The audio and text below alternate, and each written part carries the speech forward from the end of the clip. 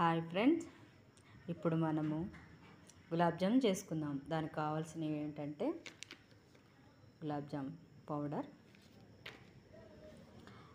ఇది హెన్నె అంటే మనం పాలలో మిగడు ఉంటే చూడండి, నేను వారం రోజులు దీన్ని ఇలా తీసి పెట్టుకున్నా. ఇది బాగుంటుంది. ఇది మనం మిగడలో కూడా మనం పౌడర్ వేసేసుకుందాం. ఓకే,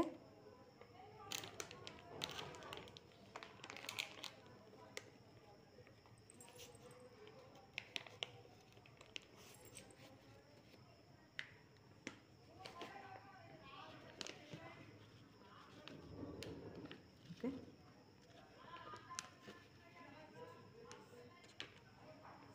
ఇది బాగా చూసారా ఫ్రెండ్స్, పాకం రెడీ అయింది. మనం ఉండలు చేసుకొని వచ్చే లోపల ఓకే, ఇదిగో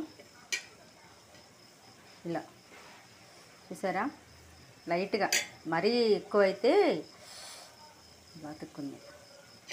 చాలు, మనం తిని స్టవ్ ఆఫ్ చేసుకుందాం.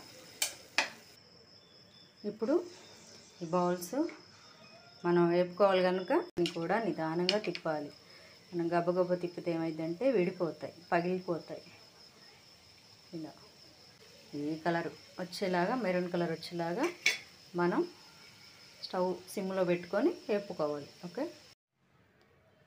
చూసారా ఫ్రెండ్స్, ఇవి అయిపోయినాయి.